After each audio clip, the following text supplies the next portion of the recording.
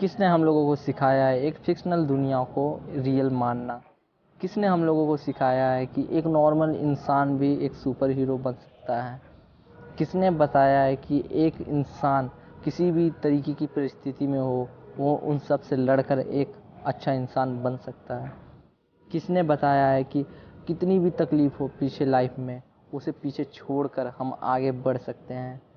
तो हमें ये सब चीज़ सिखाया हमारे लव यू 3000 ने, रॉबर्ट डाउनी जूनियर ने। तो चलिए आज उनके बारे में कुछ बातें करते हैं जो अब तक हम लोगों ने कहीं पर भी नहीं सुना। अब तक तो आपको पता होगा रॉबर्ट डाउनी जूनियर उर्फ आयरन मैन उर्फ टोनी स्टार्क, हर कोई जानता है उन्हें। लेकिन उनके पीछे की, यहाँ तक बनने की, ये हीरो कैसे बने, ये सुपरस्टार इस मुकाम तक कैसे पहुंचा, इसके पीछे लाइफ की कितनी बड़ी स्ट्रगल थी, कितने बड़े प्रॉब्लम्स थे, वो कोई नहीं जानता है। चलिए उसके ऊपर कुछ बातें करते हैं। बात करें रॉबर्ट डाउनी जूनियर की तो इनका जन्म 4 अप्रैल 1965 में अमेरिका के मैनहट्टन न्यूयॉर्क सिटी में हुआ था और इनके पिता का नाम रॉबर्ट डाउनी सीनियर था और वे एक पॉपुलर एक्टर और प्रोड्यूसर भी थे। और उनकी मां एल्सी एन कई बार रॉबर्ट डाउनी सीनियर के साथ एक ही मूवी में नजर आ चुकी थी। बात करें रॉबर्ट डाउनी जूनियर की तो इनकी एक बड़ी बहन एलिसन भी हैं और रॉबर्ट डाउनी जूनियर ने अपने 6 साल की उम्र से ही ड्रग्स और नशीले पदार्थ का सेवन करने लगे थे। इनके पिता एक ड्रग एडिक्ट थे जिस वजह से यह आदत इनको भी मिली। और बात कर रहे हैं रॉबर्ट डाउनी जूनियर की एक्टिंग करियर की तो इन्होंने बचपन से ही एक्टिंग शुरू कर दिया था। इनको पहला रोल 1970 में अपने पिता की मूवी पाउंड में मिला जिसमें यह एक बीमार बच्चे का रोल किए थे। जिस समय इन्होंने इस मूवी में काम किया था उस समय उनकी उम्र सिर्फ 5 साल की थी और 7 साल की एज में उन्होंने अपनी दूसरी मूवी किया। 10 साल की उम्र में वे इंग्लैंड में बैले और एजुकेशन सीखने चले गए। 1978 में माता पिता के डिवोर्स के साथ ही ये अपने पिता के साथ कैलिफोर्निया चले गए। 1982 में उन्होंने सेंटा मोनिका हाई स्कूल छोड़ दिया और न्यूयॉर्क चले गए एक्टिंग करियर को आगे बढ़ाने के लिए और इन्होंने 1983 से ही थिएटर में काम करना शुरू कर दिया। बट इनके साथ क्रू की एकदम बेकार एक्टिंग की वजह से कई लोग इनको पे हंसने लगे और रेटिंग भी इनकी बहुत ख़राब हो चुकी थी जिसके वजह से इन्हें अपने क्रू के काफ़ी मेंबर्स को निकालना पड़ा। और 1986 में जॉन हॉस्ली की फिल्म प्रिटी ऑन पिंक में इन्हें डाकी का भूमिका मिला। और इसके साथ ही 1987 में इन्होंने लीड रोल में मूवी किया पिक अप आर्टिस्ट में।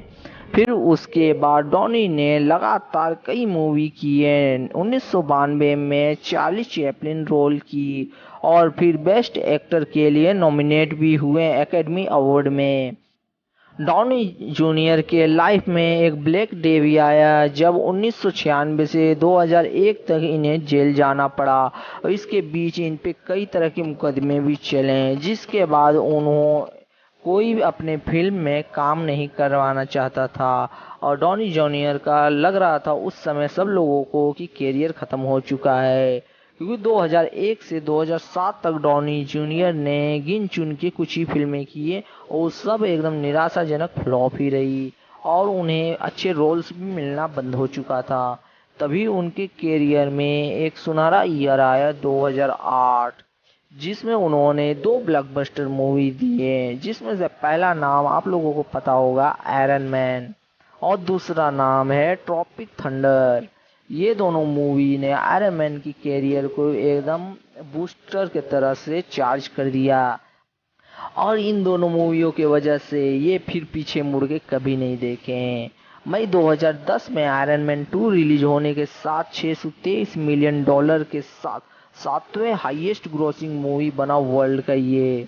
और इसके साथ ही डॉनी जूनियर के कैरियर को भी बहुत बड़ा मुकाम मिला और ये 2010 में हॉलीवुड के सबसे मोस्ट पेड एक्टर में से एक हैं। और इसके साथ ही ये 2008 से अब तक एमसीयू और डिज्नी की मूवी में काम किया और हमें एंटरटेन किया। आरडीजे ने आयरन मैन मूवी के साथ प्रूव किया वर्ल्ड को he is real iron man. अब तक मार्वल ने बहुत सारे सुपर हीरो बनाए, लेकिन 2008 में मार्वल को रॉबर्ट डाउनी जूनियर ने बनाया था, क्योंकि आयरन मैन में काम करने के बाद, आयरन मैन हिट होने के बाद ही एमसीयू अब जाकर इतने बड़े मुकाम तक पहुंचा है।